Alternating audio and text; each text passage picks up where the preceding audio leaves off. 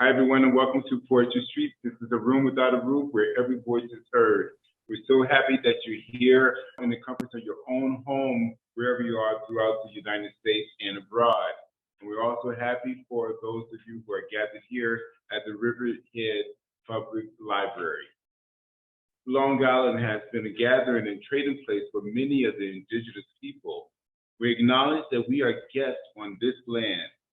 Poetry Street and our work in this area of Long Island are situated on the ancestral and unceded lands of the Lenape, who are the original caretakers. Also the Canarsie, the Shinnecock, the Montauk, the Reckon-Walk, and the Monsini and the Haudenosaunee. We acknowledge and respect the many indigenous people who live on this land and continue to make ongoing contributions to this area. I would like to introduce you to my co-host. She's not only a wonderful author, but she's also an Emmy Award-winning recipient. Ladies and gentlemen, please welcome the author of Sleepless Night and so many other works of poetry, Maggie Bloomfield.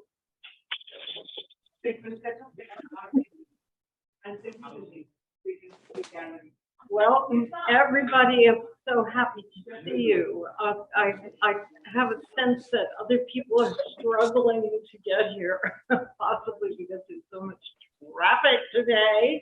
Every festival and every poetry event seems to be planned. So we're especially happy to see all of you with us. I am Maggie Bloomfield, and I'm always thrilled and honored to be part of this venue, which was started over 8 years ago by Susan Dingell and Bubby Brown at the Blue Duck Bakery in Riverhead. And it was, and Susan started this wonderful event as part of the Jumpstart project that was done through East End Art. And we stayed at the Blue Duck for 6 years, and then it closed. We had the nerve to close. And we struggled for a little while, then COVID hit, and now we have this wonderful new venue. And I want to thank the library. I want to thank Pam. I want to thank Lily, who's here with us today. And again, to welcome you. The way we do this is, oh gosh, Bill, huh? So glad to see everybody. It's like a monthly rendezvous, you know. We treat poetry like it's basketball, okay? So we ask that you make a lot of noise, a lot of applause, jump up, scream, do whatever you need to do to show your appreciation for the poets. And even if you're not crazy about something you hear, do it anyway. We have had so many poets start here, come back, and turn into just incredible writers and poets. So that is why we say every voice is heard. Our mission is diversity, and we're just glad to see you. So our features are going to read, and then we're going to move into an open mic. I'm going to apologize a little right now because I have to leave a little early today for one too many weddings. But I am so glad that I will be here to hear these wonderful features and some of the open mic. And so I'll get right to it. Our features. Oh my goodness. First up is someone who's been it seems like as long as I've been writing poetry, she's been writing poetry a lot longer, but I've known her that long, and she is wonderful. Pramila Venkateswaren was Poet Laureate of Suffolk County from 2013 to 2015. She was the Walt Whitman Birthplace Poet of the Year in 2011 and co-director of Wallace, South Asian Diaspora Poetry Festival. She is author of 2 chapbooks. The latest, We Are Not a Museum. She's launching it today. It's published by Finishing Line Press, and we're so happy that she's launching with us. She performs poetry internationally, has authored essays and creative nonfiction. Pramila teaches English and Women's Studies at Nassau Community College. She's a founding member of Women Included, a transnational feminist association, and the current president of Now Suffolk, Long Island. So for everybody here, Pramila.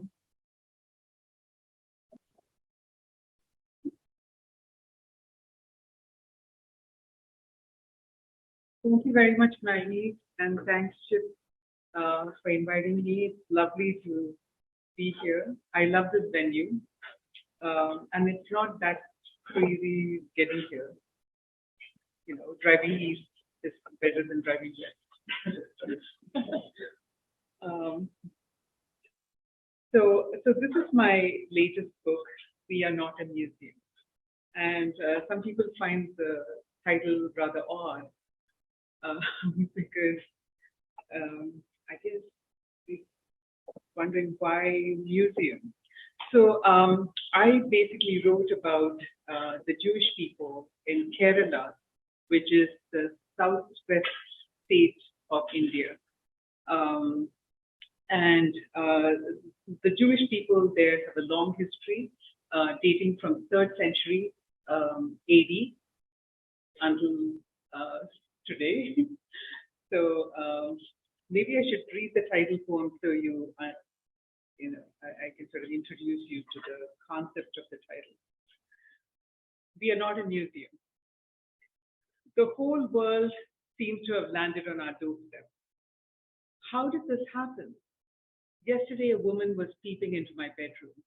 Now I close my doors and windows to keep out nosy tourists creeping around Matancherry. A journalist called asking me about my life in Kochi. I said it is like any other woman. I have a huge load of laundry to wash, dishes to scrub, chickens to pluck. I'll rest only in the grave. So goodbye. I don't care if they think we are strange or important. It's absurd. We're like any other Indian in this town, struggling to make life better for our children. I want a lot of them out of this town and out of our lives. So these are tourists coming in to see what their lives are like. So yes, this is a recording of the lives of Jewish people in the area. So I grew up in Kerala as a child, right next to the synagogue, and so it was very familiar, you know, being part of the Jewish community.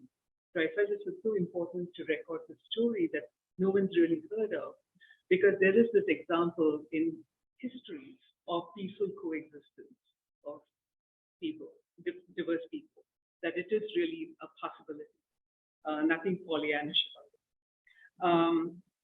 So the themes I think that I've been working on for many, many years is the concept of exile or dislocation and belonging.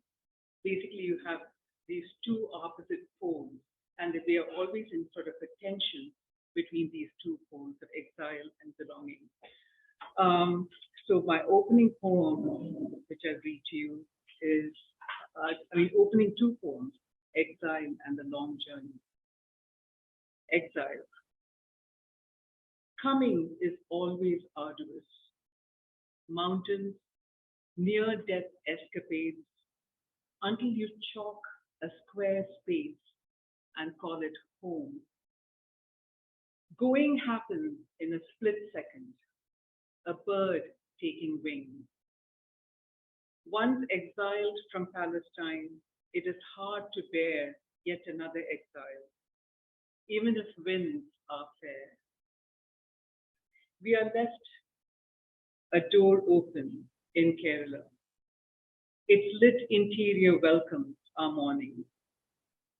We turn east as once we turned toward Jerusalem. the long journey. 1. She bundled everything they owned: 2 skirts, 2 blouses, a loaf of bread, dried olives, figs, some meat, a square cloth, 2 bowls, Joseph's robe, the family Bible, and a small sack of earth to remind them where they came from. 2. The earth carried the smell of trees, the light of the moon under which she prayed, the sound of water.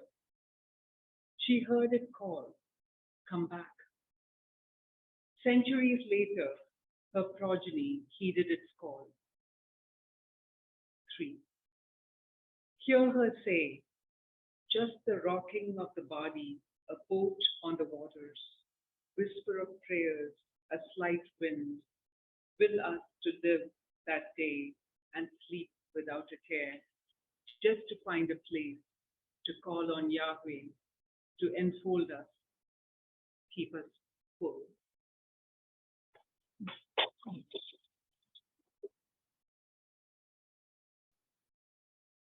And this next poem is an ekphrastic poem. It's based on the paintings in the Cochin synagogue. Triptych, paintings in the Cochin synagogue. Arrival. In Cranganore, cuckoos anchor the day, bright for ivory and spices. Tusks lean whale heavy against hutment walls, luring sailors from Palestine via Yemen. Odor of fish hangs heavy. In a white dress, her shoulders caressed by sea wind, she leans against a stack of logs, watching immigrants in ochre robes navigate past basking cows and dogs to carry out business, gesturing with their hands. Beyond coconut trees and elephants, in the port, wives wait with their babies for their husbands. Another exile. Oh, the sea turns a deep blue, the blue of urgency. We don't despair. The sea has rescued us from the Portuguese, torching our homes in Cranganore, beaching us here on Cochin sands. Gifts pour in. We draw stars on wet mud, follow footprints of the Raja's men, from the palace to our homes. Later, Ma Nabu El Haharem, how beautiful upon the mountains, rocks us to sleep. Domestic. Twisted, so this is the domestic. Sing the parrot song she begged her mother on Purim. They dance around the room, stepping to Palodu Param Tharavain Payangiliye. At night, the little girl dreams of her dear bird pecking at a dessert of milk and banana. The moon's rim lights the clouds. Thank you. So the two lines of the song that I have in this poem, they are from the Judeo-Malayalam songs that are still sung in the synagogue. And I'll read you one more from this book. And this one is a prose poem. It's called Between Two Shores. They told stories of our people in exile, how it happened, over and over. The elders were always talking about it. I was laughing and playing with my friends, sang on Shabbat evening, and helped Ammai with the Pesach meal. To me, the stories were simply stories. They did not affect me. They were not real to my life. I was just a happy child, then a happy woman. I wanted to marry, have kids, go to synagogue, and make a good life. But one day I was reading the newspaper and saw pictures of children like skeletons in a camp. Bergen-Belsen in Germany. These could be my children, I hoped. These could be me. These arms. I felt tears and rage and passion rise in my belly. A wild cry rose in my throat, and I let it out into the monsoon air. I could no longer see my life in one straight line.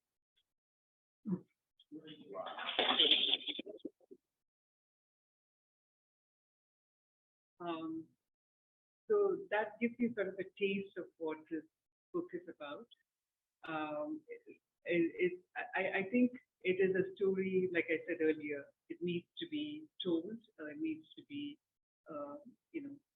seen within the whole global context of exile, because all of us face different kinds of exile, and especially in this country, we've had several stories of exile. These poems that I'm going to read to you today is from the latest manuscript that I've been working on. And this first poem is called, this poem is called, Is This Love That Stone-Clad Treaties Cannot Thunder?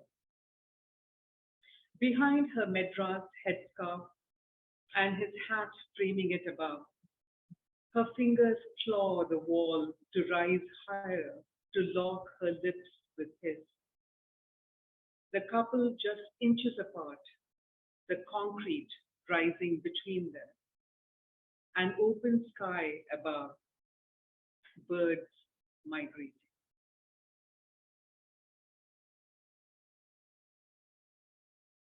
And the next poem I'm going to read is a conceptual poem. So the theme that I've been working on is the conception of walls. All the walls we build and all the walls that politicians from the world over want us to build, the borders that we want to draw. So that's the theme of the entire book. So this one is a conceptual poem, so it looks like this, just like walls, and walls breaking down if there is, because of the effects of nature. Hubris. What are the ways we wall ourselves in? I wall myself behind layers of prejudice. Culture walls us in layers of stereotyping. Oh no, Hannah's here. Hurricane Hannah.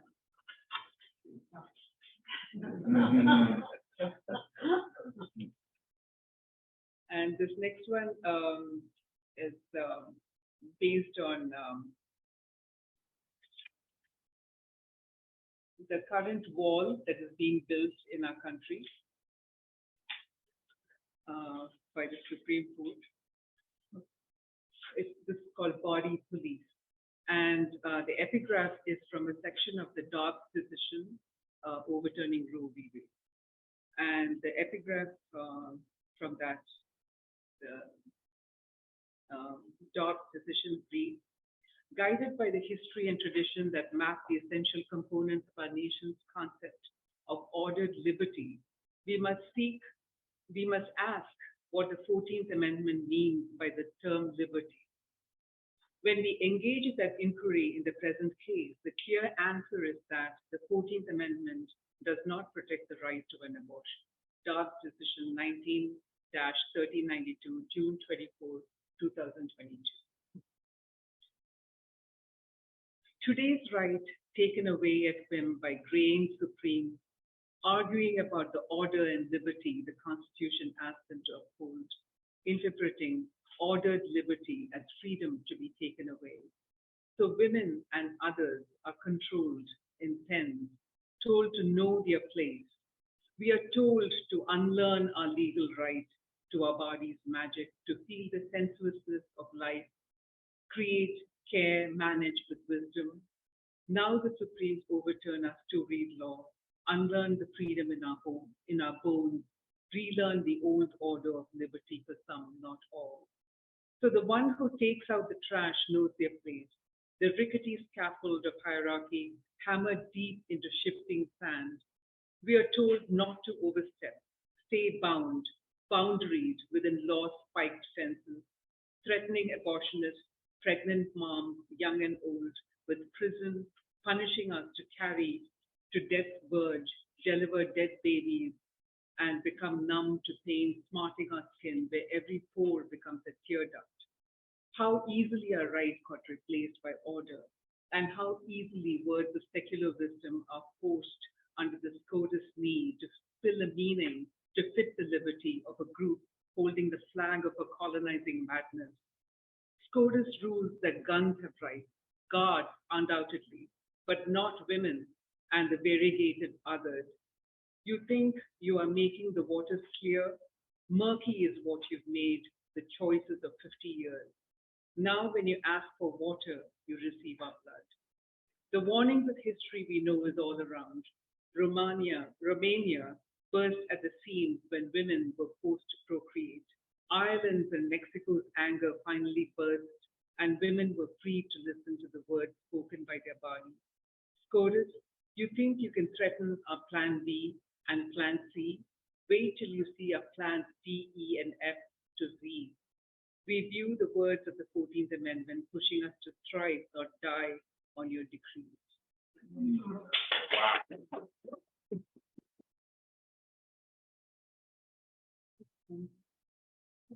One more? Two more? Okay. Okay. On a lighter note, two more poems. And this is the astrologer's report when the redwood burned. Pluto is up to his wily ways. He's partnered with Jupiter. No, Mars. Mercury too, shucks. A fiery union, not romantic, a pity. Try not to argue with the planet. Stay glued. A new suit, a trip, wait it out. Venus, that 900-degree love dome will arrive. Voila, in 40 years you'll travel to Venus if Aquarius happens to visit your sixth house of joyride.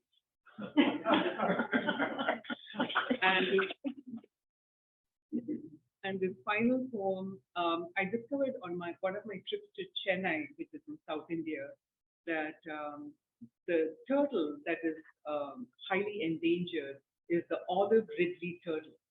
And a friend of mine was actually collecting the turtles that had lost their flippers, because apparently the fishermen just are very cruel sometimes. They just cut off the legs of the turtle. So she was so upset that she started training all the fishermen about how to care for the turtles. And then I found so many turtles in big tubs of water in her yard. So I said, I have to write a poem about this. So this is called Olive. I emerge at night, moon and starlight guide me into the shimmering ocean, where I feast on jellyfish and shrimp. It is a wonder I've survived the jaws of big fish. On days when I bask on a rock and feed on algae, I watch out for hunters. I love Chennai beaches. I nest there a few times. Some of my friends have lost limbs. One fisherman dragged my friend in his boat and lopped off her foreleg. Why would humans do such a cruel thing? I wish my last name was not Ridley. They'd better not get rid of me.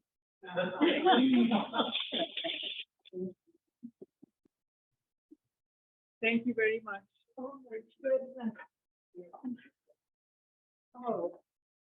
All right, ladies and gentlemen, let us thank Pramila Venkateswaren for her beautiful work.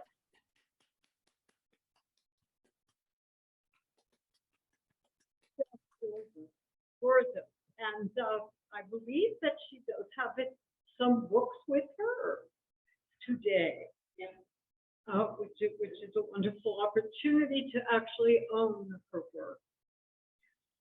Our next feature, well, we could be here till 4 o'clock just talking about them, but we're just delighted and honored to have George here today. He's the writer in residence of the Walt Whitman birthplace.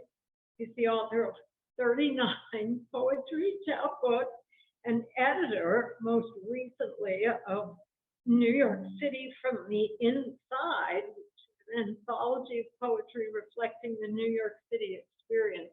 I've been reading from it every day, and it brings me to tears for love of my former city.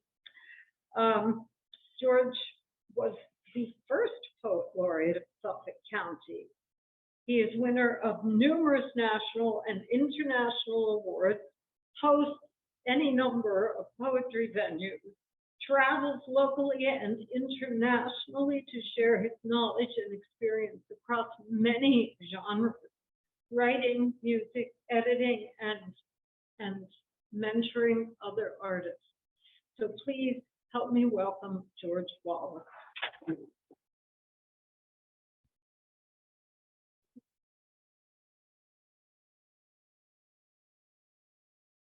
Beautiful.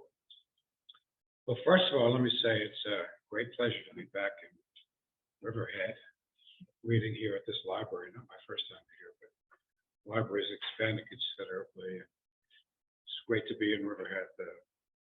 It's really the blues capital of Long Island, so a very special place. Now I want to give a shout out to these people. We give them high fives to a couple of people here. Herb and Vincent, Judy and Gladys. Some people can't reach. Thank you all for coming. Thank you. Very nice audience here today. Appreciate you coming on this beautiful day when you could be out there picking pumpkins or whatever you do out east. I have to commend the board of directors and the staff at the library here for their support of poetry on Long Island, taking on this particular show and all the good work you do. I know that this library has taken an active role in speaking out against banning of books very recently, so I commend you for that. I want to thank both Chip and Maggie for hosting this show as long as you have. And in particular, Chip, I want to mention that I want to double down on what you said about the first peoples who were here in Riverhead and all the places wherever we perform here or in New York City or in California, anywhere in the continental United States. It's fitting and appropriate that we recognize the peoples who came here before us, were here before us, were stewards of this land, made a contribution to this land. And now we have replaced them, but to the extent that whenever we meet and can recognize their presence here before us and bring appreciation for their ancestors to what it is we do today, I think that we're doing a service to humanity by doing it. So I think it's a great thing that you do. If you guys put your hands together for that, I think that's really good. For all we know, this is paradise. What if apples were still apples? Snakes, still snakes. And we are all still living in paradise. What if Eve is in the summer of her years, running with the antelope, thighs supple and alert, her face tan? What if nobody has had to crawl on their belly on account of some fairy tale crime? Adam lies blameless in a grove of ripe pears, admiring Eve's gait, admiring how evening light arrives in Eden on hushed wings to remind him of love's caresses. No temptation, no shame, just a curious bird singing sweet ellipses, singing with the trees, a song with no words about God and summer and sunlight in waterfalls. A simple song about how perfectly a pear fits in Adam's hand, equally perfect in Eve's hand, and how generously its juices spill onto his chin and hands and chest, almost as if it was by design. Singing how we are, all of us, two halves of a single fruit hanging from a paradise tree. Thank you. the pleasure and honor to read with Pramila, and I'm going to pick up a copy of the book before we get out. He does great work, politically as well as in poetry. So, an honor. A love poem. If I had never known her, I would yet know her by the scent of the room long after she had left it. Like French perfume tactfully applied, her long hair put up in fresh bath towels. The most intimate fragrance still lingers in my brain.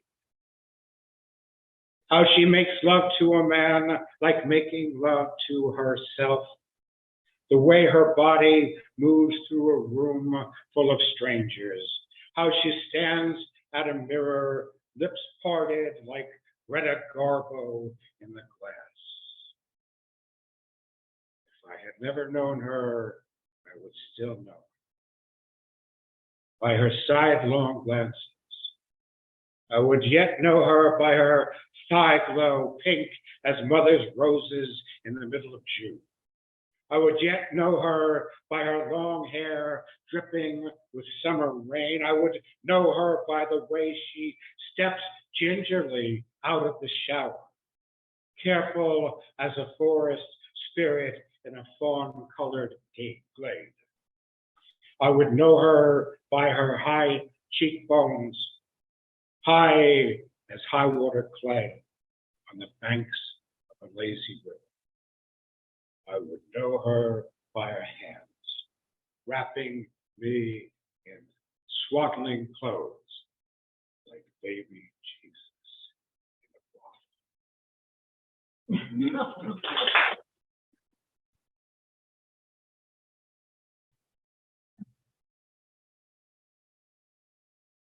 I'm a big gardener. The inheritance of flowers. Every flower has its song. A long, sweet trill, a strangled cry, defiance in the underbrush. The mouth of the cave echoes with flycatchers, finches, and murder. The sun blazes orange and green in the cracks and crevices of old volcanoes. Flower's song is breaking out.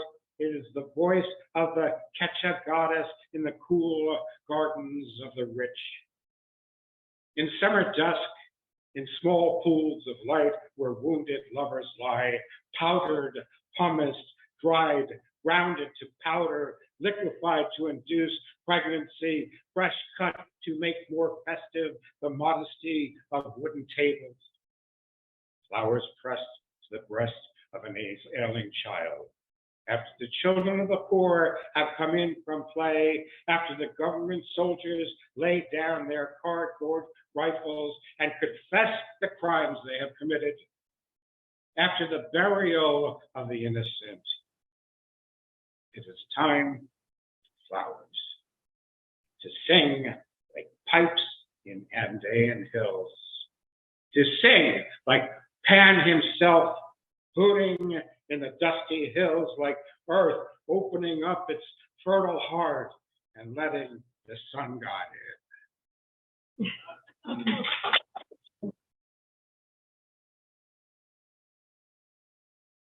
This is for us. To be a poet. To be a poet. Cat the dog. To drown a rat. To set sail across endless windless seas with a starfish for a rudder. To be a poet is to broadcast in the dead zone of the animal heart, to commune with shadow, to rise like a lark out of the darkness while other men crawl or bend their knee to unforgiving gods. To be a poet is to stop in the middle of a stampeding herd and examine a flower. To prowl, to pounce while other men sleep, to misdiagnose the lady of the house, to dwell feline among the bedroom slippers. To be a poet is to live on a run, to tie a bell around the madman's neck, to shout fire all over town, to pull strange caper, to harmonize in empty rooms, to shoot rubber bullets into the hilarious night, to gasp, to cry, to insist, to proclaim, to grasp at straw visions and crazy lies, to go it alone, to live 9 lives, 6 at a time, to dematerialize at the edge of the wishing well, like John the Revelator in a 10-gallon hat, only to return full-bodied, woke, and alive. To be a poet is to be well punished, drunk on a dime, defiant as a drinking stone. Thank you.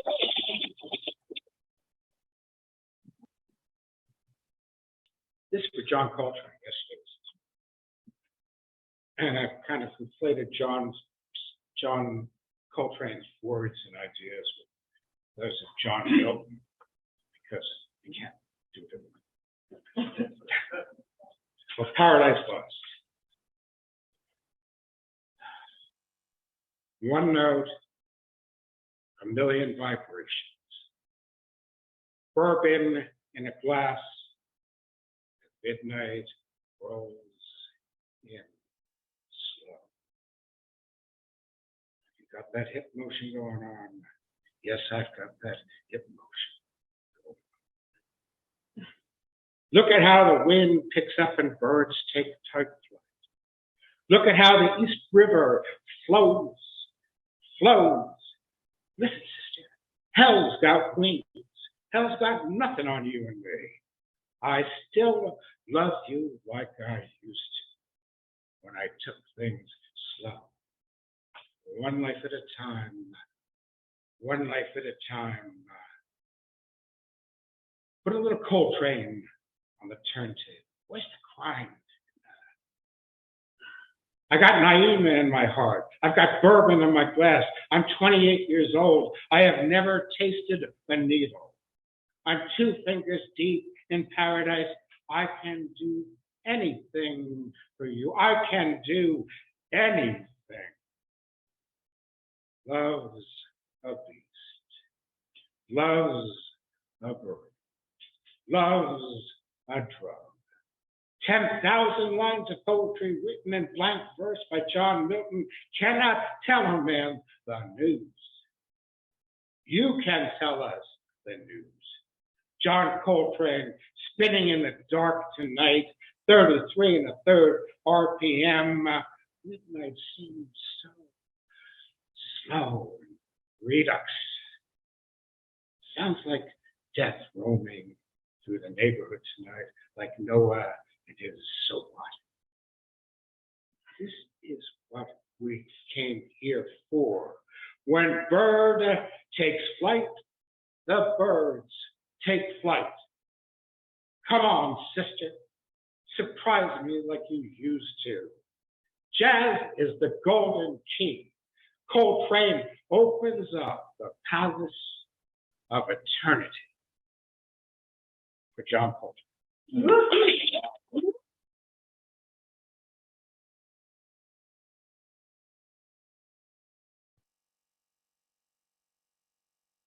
One more, two more. All right, two poems which relate to banning of books. I brought them specially because what you do here at the library for speaking out about banning books. This one's called Lorca. It doesn't live here anymore. It's, of course, it's imaginary. It was 40 years before I was born. If only I could remember your words, Federico. Horses, mountains, gypsies of flamenco bars, love, pain, lost faith, socialism, commingling in the dust. Instead, I hear cicadas singing in the mute, lost heat of summer. Instead, I remember how we drank together, made love together, how they killed you. It's a kind of book for me, too, to kill them. No, they could not silence you or erase your poetry. In fact, all Andalusia sings your songs, though sung darkly. In fact, the whole universe sings your songs, but you are no longer with us. And that's the burning of a book is your body burning, Federico, and hanging from the crucifix of fascist lies. Your eyes were brown as mountain smog. And I remember us in better times, how we wandered hand in hand in olive trees. You were cool and handsome. And when you offered me figs, I ate them from your hand. In the awful silence of Spain's simmering fascist heat, you seduced me, and that was my idea of surrender. Federico, you filled a nation with poetry. You filled the mouths of Franco's small, sad army with fear and hate. And oh yeah, they killed you. And what they feared in you is what they fear in me. And will go on finding and fearing something they cannot name, nor ever erase, nor silence, nor burn, nor tame. Adoration for the feral, adoration for the free, adoration for cicadas singing in the mute, lost heat of summer. Wow.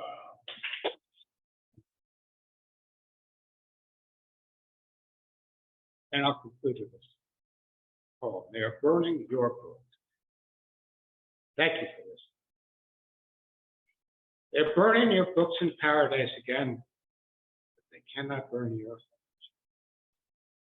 or the living language which ripens your mouth. They cannot burn the defiance which flowers your lungs like soil, like mist, like every amalgamation of sound known to man. They cannot burn your wings, soaring with the offbeat condor, your words, disciplined, your spirit, wild, delicious, your humanity, subversive to the tongue. They are burning your books again because you play poker with the gods and win. Because they are already defeated, because they know they are already defeated and understand that you pull back the veil of corruption. You ridicule their schemes. You laugh at police sergeants and make love to their women. You, who speaks every language. You, enemy of rumor and innuendo.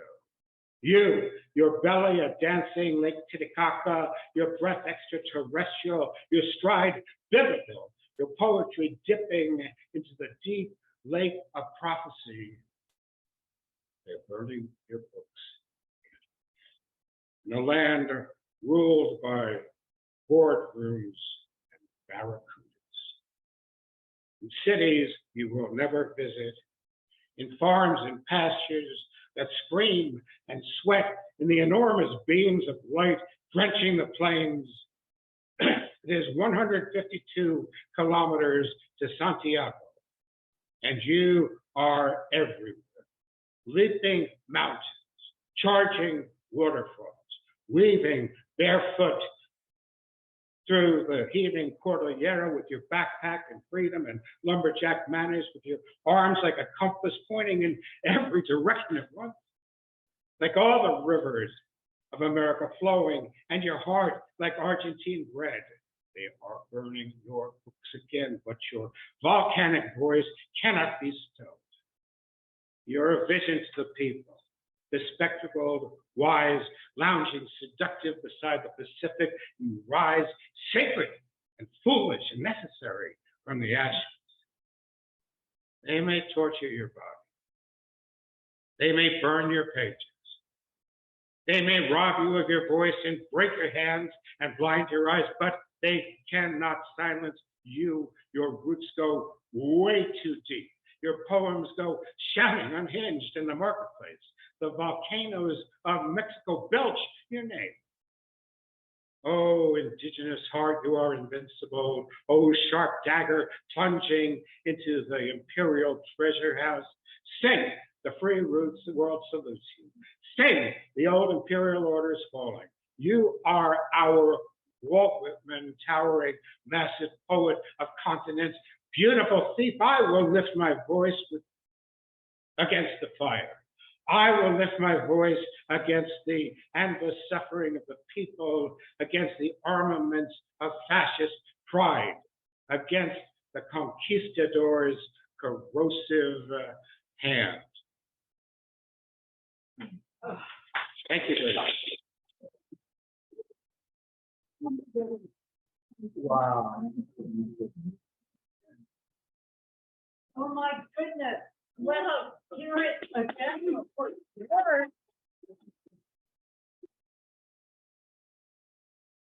Oh my goodness. And, I didn't mention the Pominock anthology, which George was also an editor for. It was also put out by Kathleen Donnelly. I think there are a number of us here who have poems in that book, and it's poems and photographs about Long Island or by people on Long Island, and it's absolutely beautiful. It's about this thick.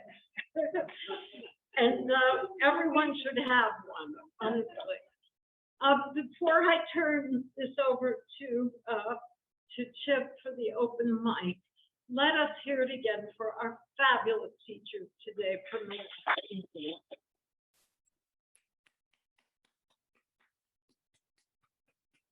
I cannot tell you how much I have enjoyed this afternoon, and look forward to hearing as many of you and of you as I can before I have to leave early. And now Chip will lead the open mic. Ladies and gentlemen, Maggie Bloomfield. Maggie is an exceptional poet, and if you, since you didn't get to hear her today, please pick up her book, Sleepless Night, poems by Maggie Bloomfield. Okay, so now the open mic. But before I do, George and Pramila, outstanding. Thank you so much. First, poet laureate. How many poet laureate? So many here today. All of these up here, Judy, Barbara, Susan, Vincent, you're going to be number one on the open mic. Ladies and gentlemen, please, 3 minutes. Ladies and gentlemen, let me introduce you to Vincent. Vincent, where are you from? Hello. Yes, I'm from Lindenhurst. Lindenhurst? Okay. Lindenhurst, New York. Welcome to Poetry Street. Oh, thank you very much. I appreciate it. I heard so much about you, and I really appreciate the opportunity to present today. It was excellent, both of you. All right. Well, thank you so much, and you go right ahead. Okay, so I'm going to read 2 quick poems. This is called Urban Bouquet. It was written from a prompt, and the prompt was, write about nature in the city. Urban Bouquet. After the fall, a tree grows in Brooklyn. There's a yellow rose in Harlem. Up from the crevices, nature runs her course. Manhattan Island, waist deep in pampas grass. The lion and gazelle roam. Central Park, a diorama. The Flatiron, now a marsh. South of 14th is underwater. Liberty Island is all but overwrought. The subway tunnels, now a home to giant moray eels. The bridges, what's left of them, are regulated by police. The buildings, now trestled by every imaginable flower, blossoming a garden grid, bursting when viewed from above, like the overambitious gardener who planted way too close together. The Big Apple reseeded anew, and a new Garden of Eden grew, closed to the public, but open for tours. And the second poem is a drabble. It's called Appearances Are Deceiving. Ask any unsuspecting prey, and to them it isn't funny. Trust is broken, lives are lost, scouted, tossed, like a big shot and his money. Appearances are deceiving, just go ask the meek. Appearances are deceiving, it's just the truth which I seek. I'd love to take you at face value, I'd love to just take you at your word.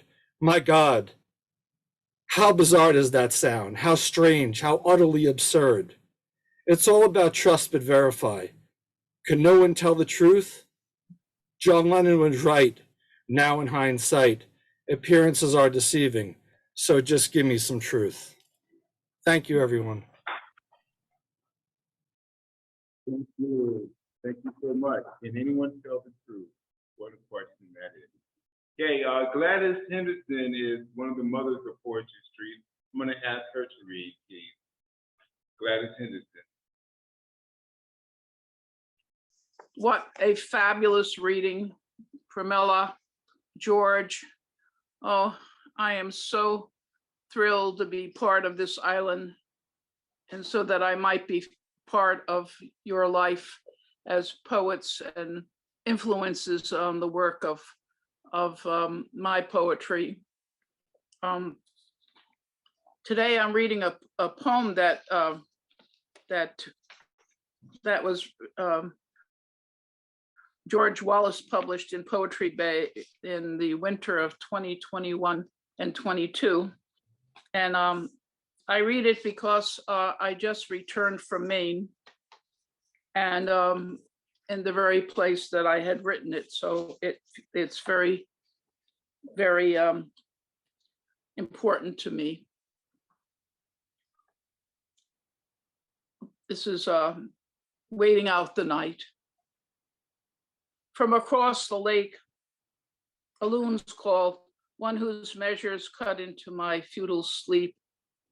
A welcome guest this evening, as my lover soars away in deep slumber and I am left alone to face the midnight arcade, its bolt thrown open by searing pain, its transmuted outpourings swimming to the surface, waiting to be caught in the trap nets of my mind's theater.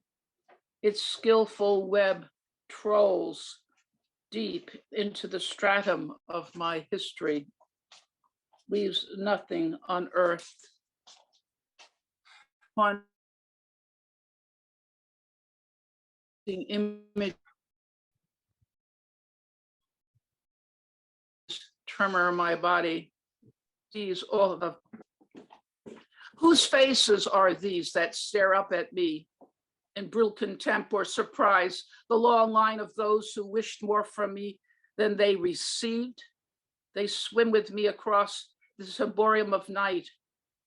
Their faces taunt me with their regrets.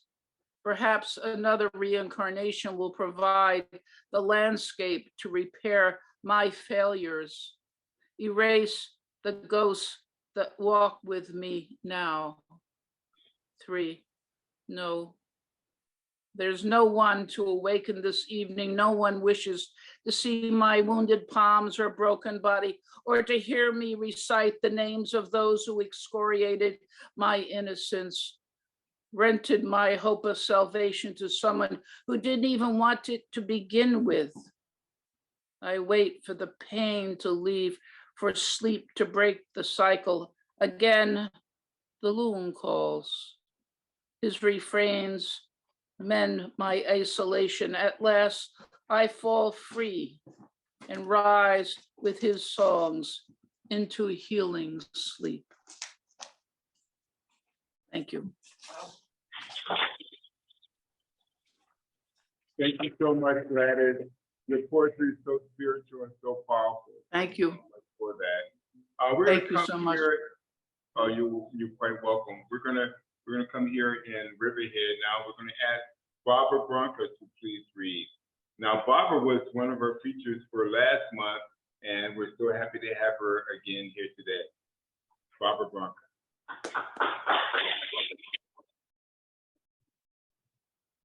Great. Thank you so much. Am I in the right direction? Yeah, you're right here. Right there. Yeah. Oh, great.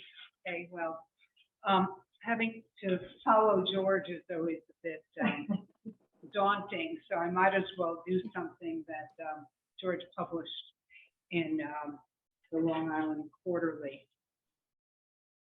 Among glacial erratics, I feel relatively young among great slabs of granite. Their window of mica, seeing the past, from whence came these behemoths, some basaltic and brooding.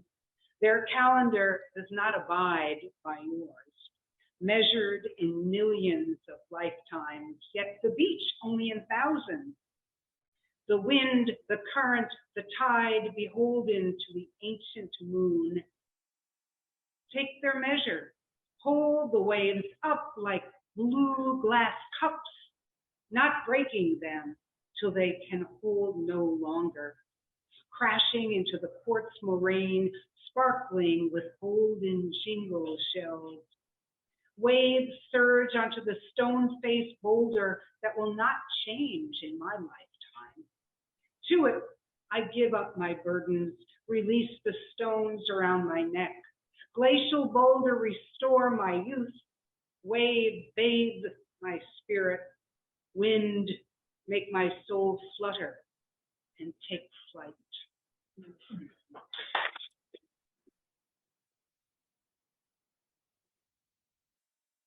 And I have a short song that, from my experience of people living through Hurricane Sandy, working with some of the scientists that were trying to help convince people to listen more carefully to warnings of hurricanes. It goes something like this. What you gonna do when the warning comes? Are you gonna go? Do you have a plan? Who are you gonna listen to? What you gonna do when the warning comes? What you gonna take? Are you gonna go? Who are you gonna leave behind? Prepare to stay safely, but leave if you have to. Live in a flood zone, do you know? A safe way from home. If storm surge is extreme, do you know what that means? Will someone you love be swept away? What you gonna do when the warning comes? Are you gonna go? Do you have a plan? Who are you gonna listen to? What you gonna do when the morning comes? Take a look around, hope that you have found everyone is safe and sound, safe and sound. Nothing about us without God. Ask yourself, what you gonna do? What you gonna do? What you gonna do? It's up to you.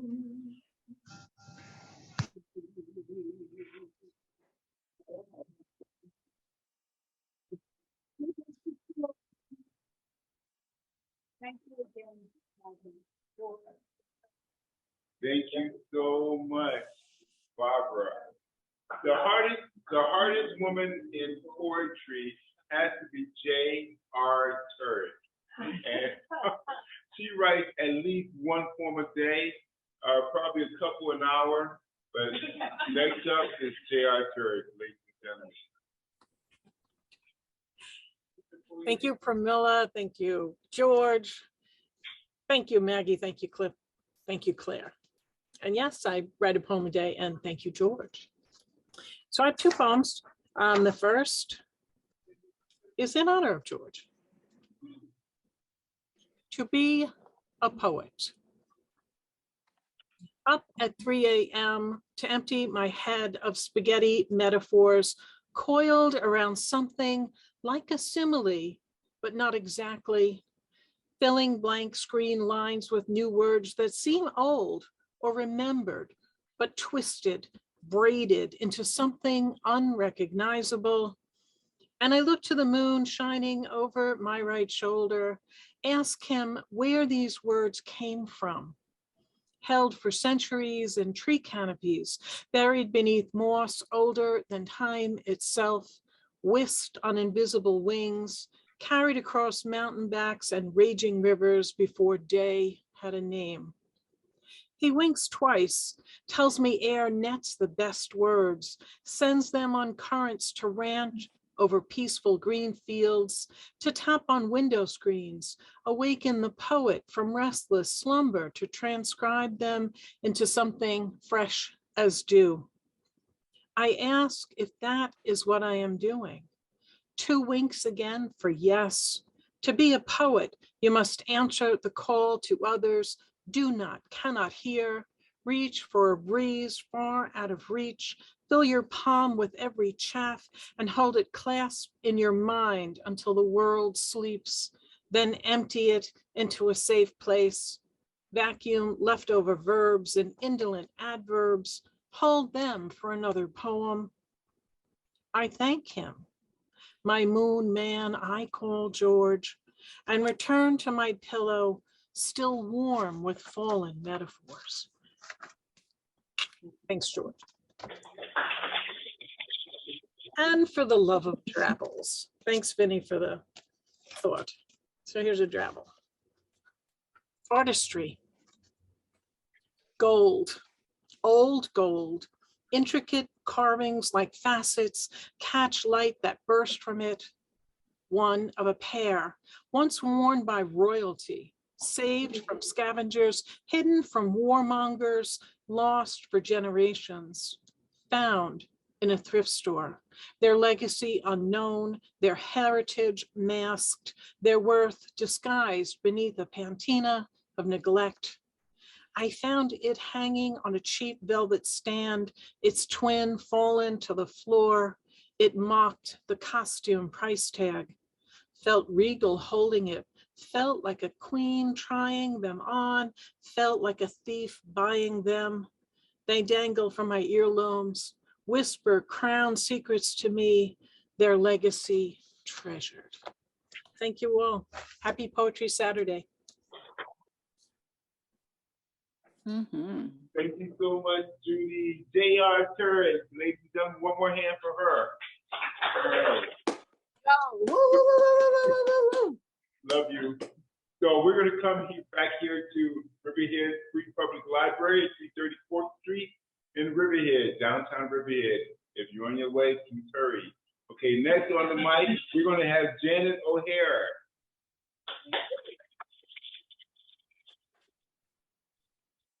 Thank you. And thank you for being so welcoming to a new poet. Pathways. Non-concentric circles draw my life. Morphed ellipses of dreams not realized. Survival versus imagination. A war between thoughts and deeds plagued my very existence. A mouse in a maze. Dead ends clearly marked. Some walls bulldozed, others scaled. Always looking, always searching for answers in a labyrinth that scares but excites me. Trying to cope, I take down the King James Version and use it in a way that is helpful, plugging up a vent of cold air and pray for answers. Keeping reason at bay, circles melt into switchbacks. I still wait for the path to straighten. Looking up instead of ahead, I spy a hawk soaring high on the thermals. The quest continues. Thank you.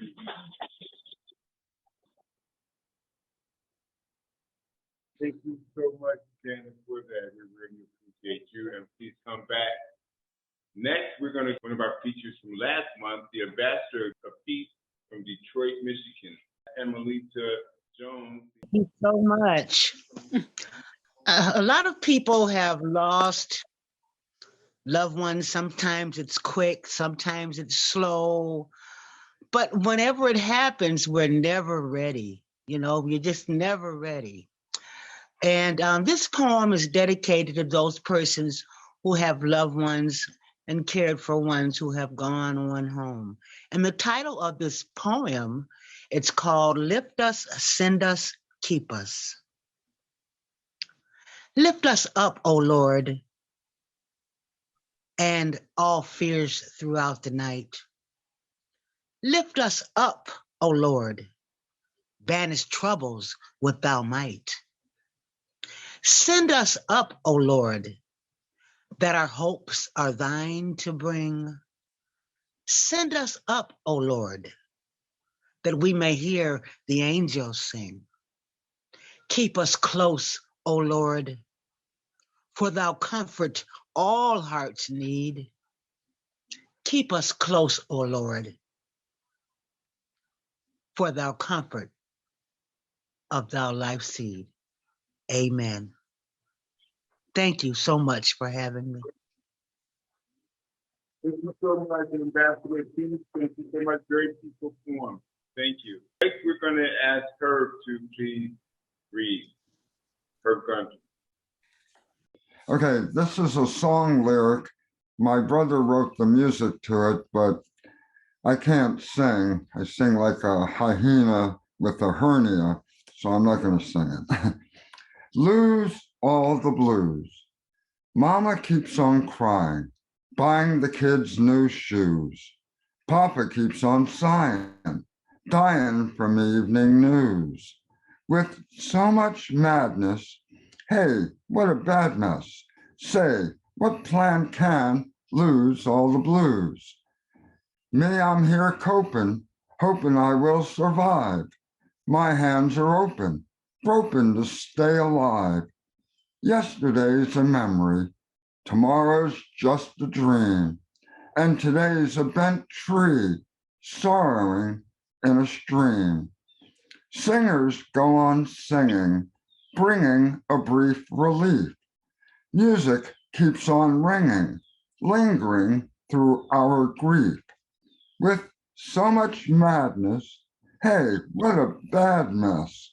Say, what plan can lose all the blues? Me, I'm here coping, hoping I will survive. My hands are open, groping to stay alive. Yesterday's a memory, tomorrow's just a dream, and today's a bent tree, sorrowing in a stream. Mama keeps on crying. And here's a little more optimistic lyric. Second summer. The warm, bright blue September sky surrounds a sun that won't climb high. An old man on a small green lawn forgets his age. All fears withdrawn, he peers toward the sky's expanse, and there, like kites, his light dreams dance. He feels the white of winter's far, much farther than the farthest star. Even a crow's harsh, hungry cry can't chase those dreams that never die. Today, he's so alive and well, no devil could disperse the spell. Thank you. Don't you just love him? I love him. He's a great guy. All right, so we're gonna ask Claire. Claire's sitting over there in the window. I know she has a list of people who signed up for the open mic, and I'm gonna ask Claire who's next on the open mic. I have people from Zoom, and that would be Q, Imagine, and Barbara Siddall.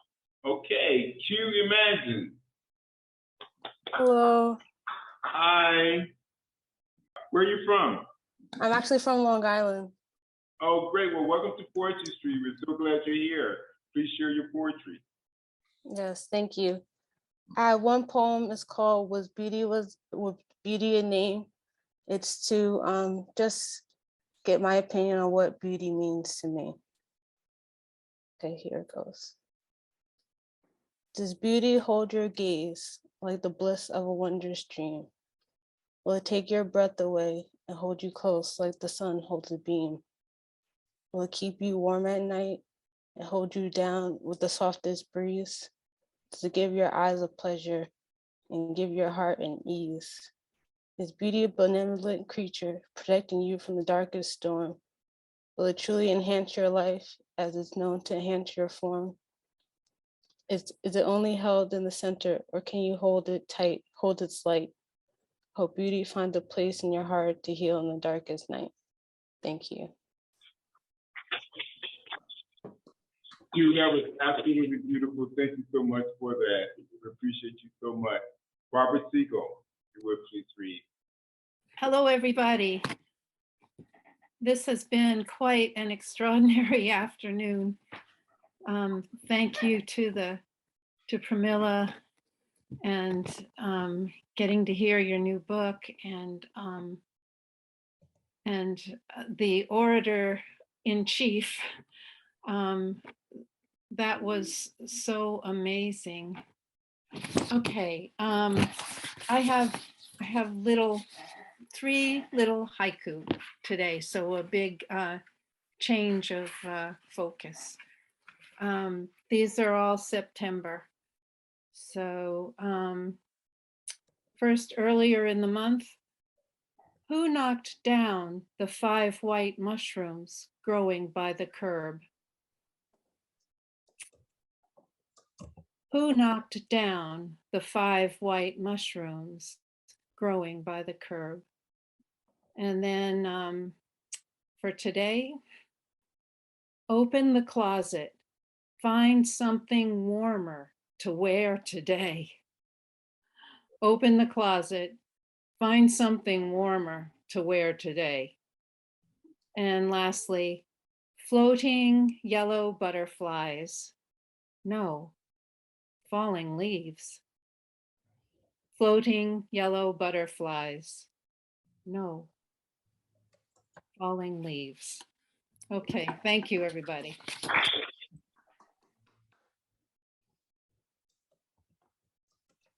Thank you so much, Barbara. We're going to ask Nina Yavell to please read for us. Now, Nina is actually on the film Poetry Street on the Road, and that's found on our website, poetrystreetontheroad.com. And Nina Yavell is on episode number 3. Ladies and gentlemen, Nina Yavell.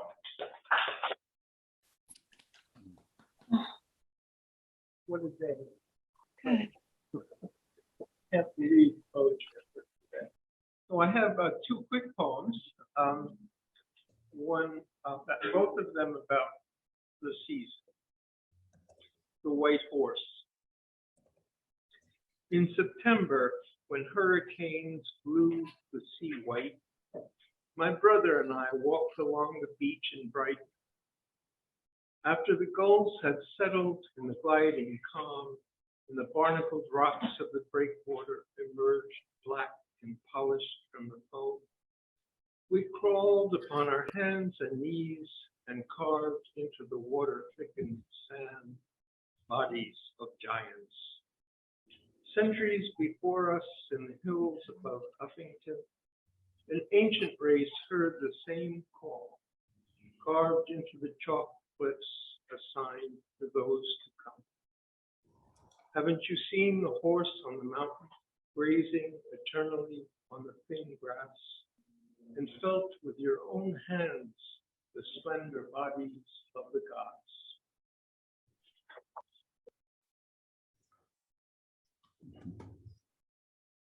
This one, a little bit more winter. October whims. It begins with the jangle of windows, shutters briskly rapping, tunnels through the hedgeberry husks, birch boughs snapping, skids through twittering leaves, defiantly holding.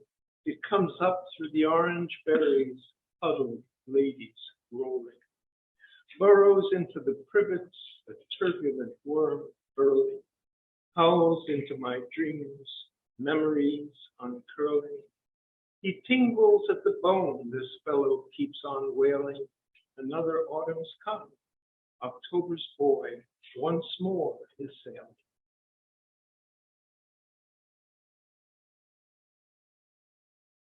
Look, I'm in the prime of my life. I'm in the last prime of my life, and I intend to have a ball. I would run barefoot on the grass with my hose pointed up in the air. And as the water rains, I'll look for the rainbow. So that's what we're doing here today in Riverhead at the Riverhead Free Public Library. We're going to continue on. We're going to ask Ruby to please come and read for us. Ladies and gentlemen, please welcome Miss Ruby D. Barrows. Ruby D. Barrows. Now, I listen to everyone reading and talking and even saying the poet. Does anybody really know what it's like to feel they're a poet? And it's like, it's totally amazing. And as I'm sitting and listening to everyone and thinking about the voice, something's always calling us, something's always talking to us. No one believes it, but it's always happening, as we all know. And it's very interesting as I'm reading today. And I look out in the audience, I'm looking at 3 people who has really been in my life a lot. This is my friend from 9th grade. This is Helen. It's my friend, wrote whatever year, probably back in '66. There she is. And then when I grew up, there's my son. And he backs me up with anything I want to do. And before I got married, this friend actually chastised me as we're walking through the hall. She said, look, I'm tired you keep telling me about art. Listen, write a letter to me. But everything you want to say about him, put it in the letter. He's in my homeroom. So you hold the paper up, he's going to see your handwriting. He's going to jump the letter. And then he'll know why you're angry. That's what she did. And when I passed in the hall, she said, he got it. Writing. Now, with Rosa, I would go to a lot of different things out east. My sister, who now has dementia. And going out east, we met a lot of places. Now she has dementia and can't do these stories with her. I'm telling you, it was very easy because you're listening to music. Rocks, listening to the stories and the singing. I just sang at a funeral last week. When I viewed her body, not last week, about 2 years ago. I sang to her. When you sang, powerful. I walked up singing the moment I wake up. Before I put on my makeup, I say a little prayer for you. And I was feeling her hair. Like, I was laughing because she's wanting anyone to touch her hair. She doesn't say anything. It's very, very, very, very important. And I remember laying in the grass when I was little. And just laying in the grass, I don't know how many of you have done this. Do you notice the clouds don't stay in one place? Or at night, you think you're looking at that one star. Well, this is, I remember, I'll call this one, this is the finish line. So many times I've watched that star, and I know it's watching me. I close one eye and open it, and it gleams so perfectly.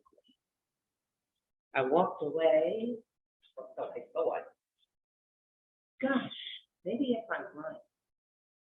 I giggle and chuckle because I soon realized a race had just begun. I dash to the right, quick jump to the left. Then I ducked and dodged and skipped. Yet, as I looked up again, it was still there, and I practically flew it.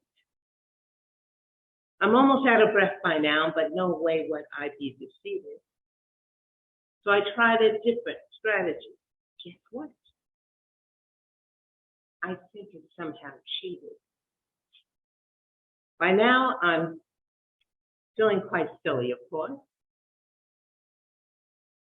who would believe I was racing a star? Who won, are you asking? It did. I will tell you. But tomorrow,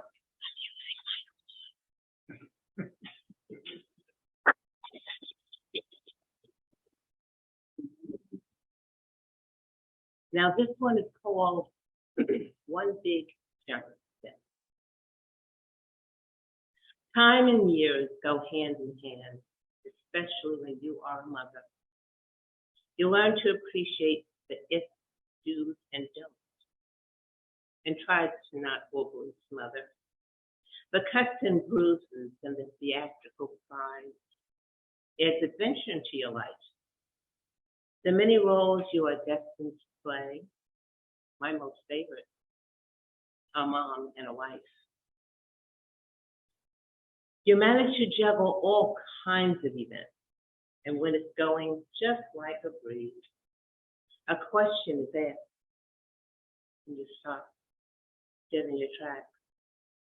Hey, Mom, can I borrow the keys? Already, you ask?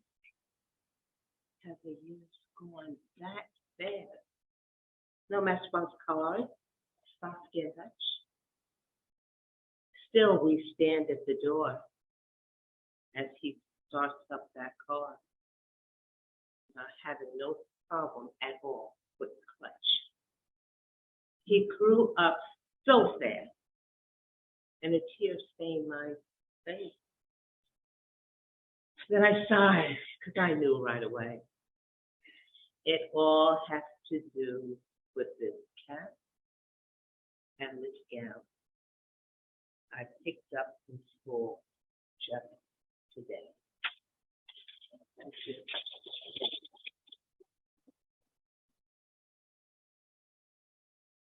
Thank you so much, Ruby D. Thank you so much for that. Claire, who else do we have in Zoom land?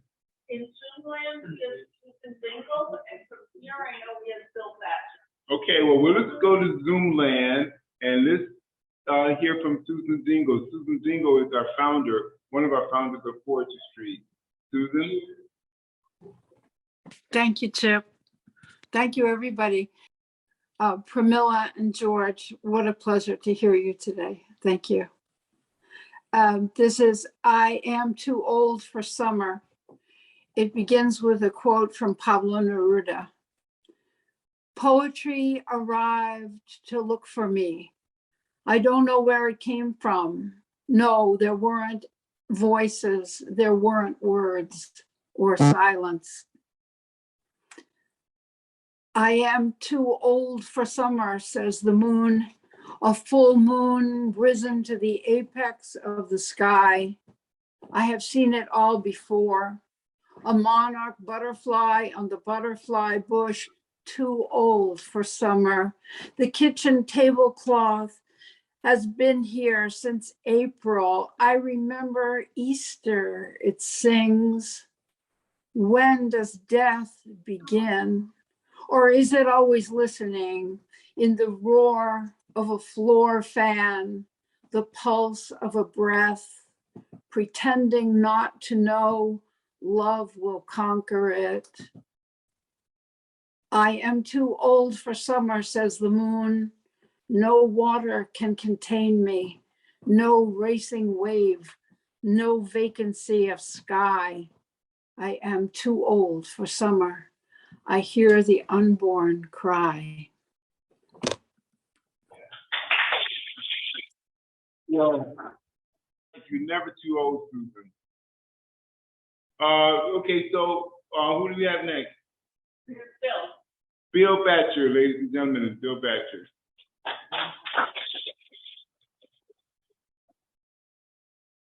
Okay, two short poems. I enjoy taking walks, and when I do, I hear the birds up above, and I don't know them. I can't identify them, but I hear them. This is called I Hear Them. As I walk in silence, I hear them in the canopy above. the chirpers, chatterers, grinders, twitters, and tweeters, the hatchers, whistlers, singers, clickers, and peckers, the questioners, arguers, conversers, and echoers, the alarm sounders, and the mate seekers, the worried chicks and the adult reassurers, the singers for no other purpose than to be heard, to declare, I'm alive, I'm here, I'm me.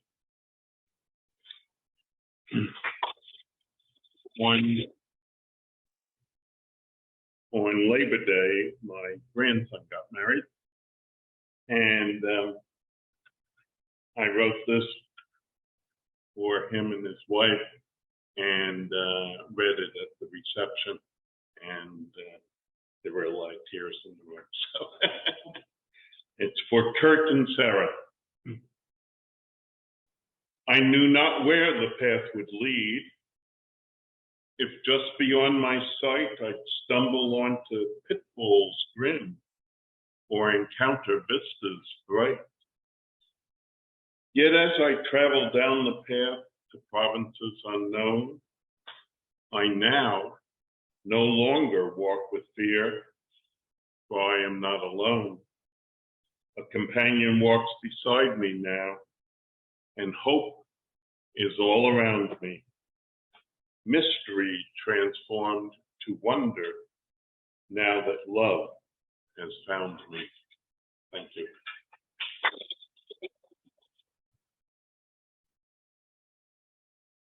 Thank you so much. Claire, who do we have? I hope this gentleman here would like to share. Yes. So let's bring this gentleman up. I'm sure this gentleman has a name. Scott, it is his name. Ladies and gentlemen, please welcome Scott. And again, we're at the Riverhead School Library in Riverhead, New York. And our website is 42streetontheroad.com. Ladies and gentlemen, Scott. Thank you so much for coming. Thank you. Well, I don't have much of an introduction for these. I like to think that if you have a good poem, you don't have to explain it to anybody. Just read it, and hopefully, yeah. And these aren't like very powerful poems like the ones that we heard earlier, which were really quite impressive and read very well. This first one is poet Rilke Morning. My wife who was sitting over there brought home a little volume of Rilke, and we've heard of him, but we never read him, and it's pretty tough to get. It's pretty tough to understand. But that's not really what the poem is about, so I'll just read it. I just don't know how one can go from discussing a poem of Rilke to annoyance. With a very fine morning and me in the space of 3 minutes. But yes, it can happen, and just has too.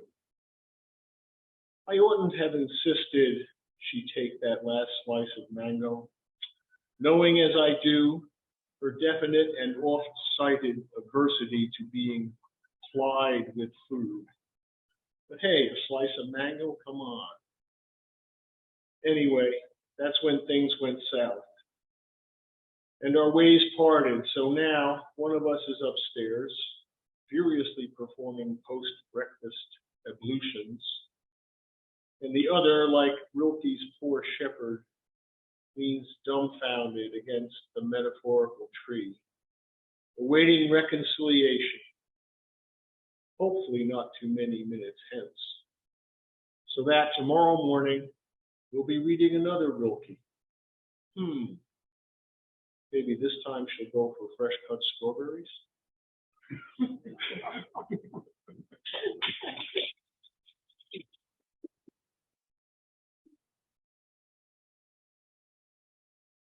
And this next one is a little weirder, but it does have a sort of idea to it, and the idea is that things that happen are sort of unique, and it's like water, flowing under the bridge. You can never walk in the same stream twice.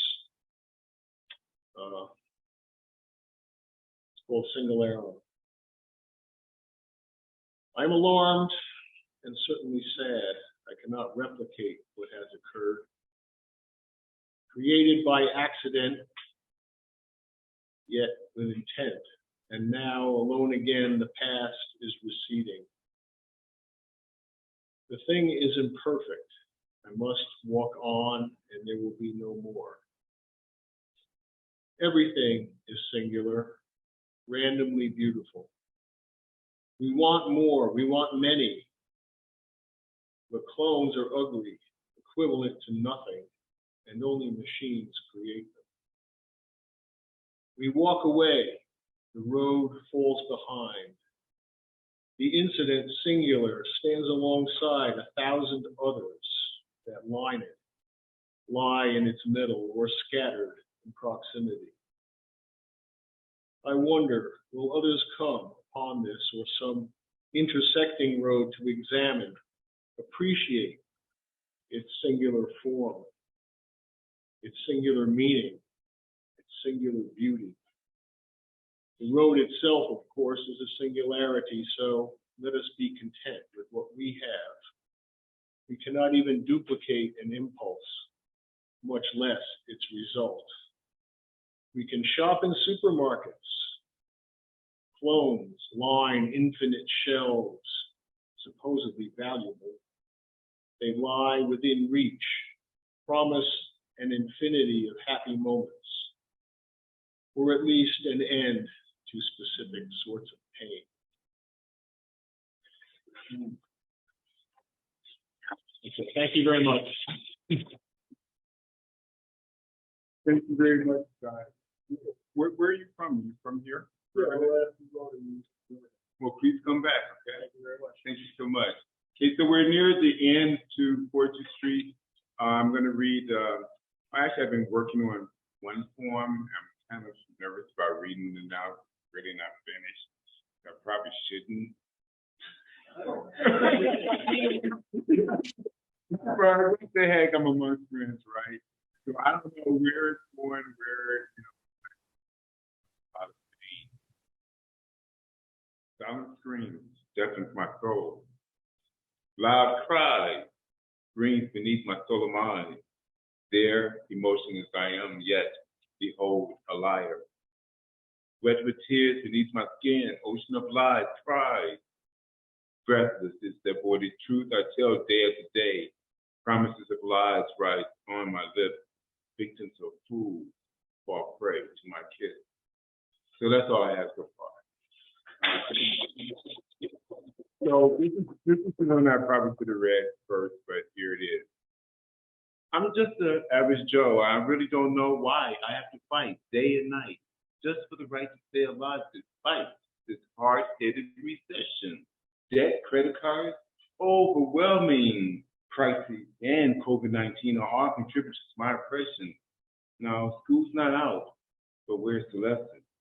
So please tell me, can I repair my mistakes and do anything to ease my despair? I never, ever imagined me being here, but I am, and I know I'm not alone. Many of us are already without a home, but I don't want the next one to be me. I'm trying my best for it not to be. Working harder for less pay, that's not easy. Although I tell myself not to worry. So I'm doing the work, and in my mind, I'm trying to keep focused on surviving, not on dying. I don't break any laws. I'm courteous to my neighbors. I clean my own house, and each blade of grass is accounted for. I strive every day to make things better for my family, my community. Now tell me, what can I do to save my home and preserve one of dignity? All the time I tell myself, man, just do your best to try to climb out this mess. I try not to lose it. I try even harder not to stress. But how can I not when my feet are on fire and water boiling hot. My God, my God, my God, I'm trying so very hard not to let the pressure of this discussion begin. So please, help me. Thank you. And now, ladies and gentlemen, since I made a mess, I'm going to leave it to the features to clean it up. Ladies and gentlemen, once again, Pramila Venkateswaren.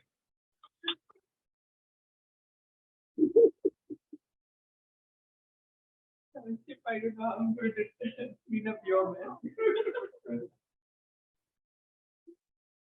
Okay, I'm going to read the final poem from my book,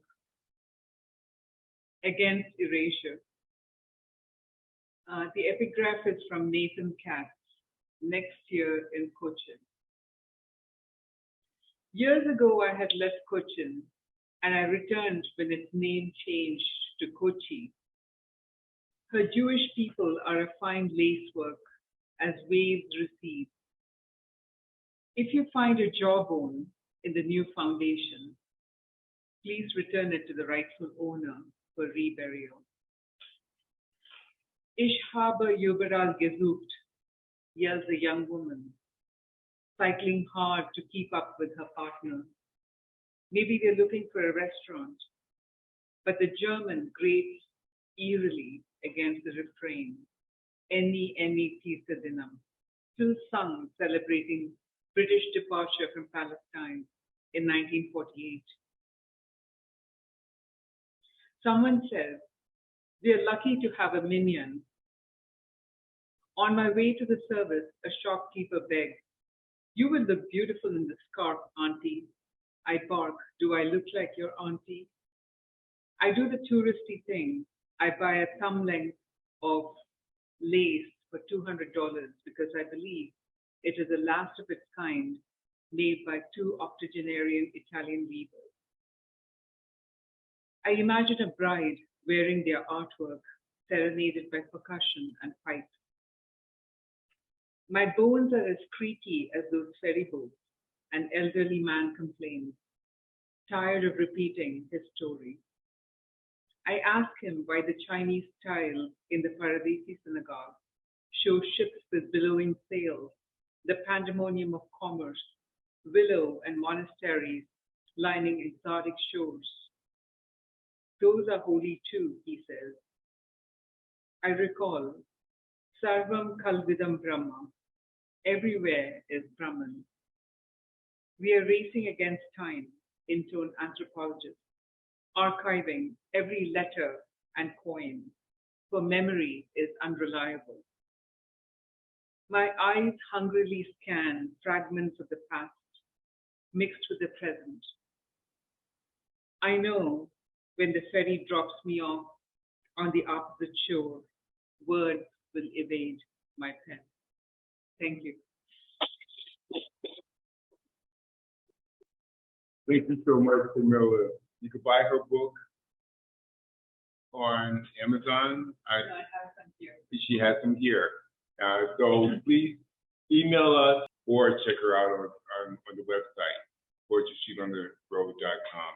Ladies and gentlemen, once again, our speaker, the voice.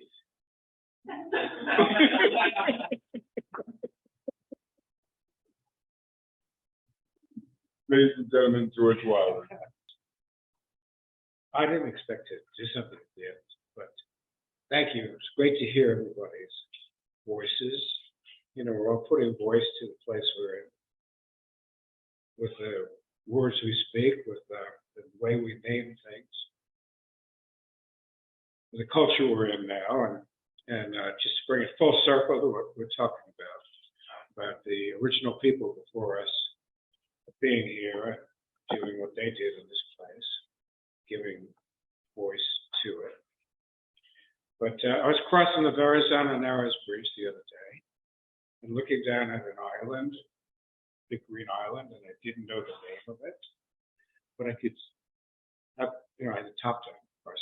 So I could hear, all the different sounds and smells. And so I realized that before there were any human beings of any culture, the land was speaking for itself. And so I wanted to write a poem about that idea, the land speaking for itself, beyond what we call things, Verrazano or Hudson or Paumanok or Suwanica or whatever. You know, there's the land speaking for itself. Crossing Verrazano. All the other islands have names. What's with this one? Who knows? Google it. I'm driving, I'm crossing you by the green grace of the great Adirondack spirit who shall remain nameless. The river's got a name. The bridge has got a name. Verrazano. You came, you went, you took a powder. Old Henry Hudson took notes. What did he say about this big island, sitting in the mouth of the river, green as a lapidary stone, fragrant as an apple, 220 feet high, suspended in post-industrial heaven? Who knows the ways of men or islands? Probably stinks of diesel.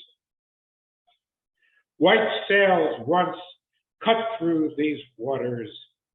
They have their business to attend to. So do I.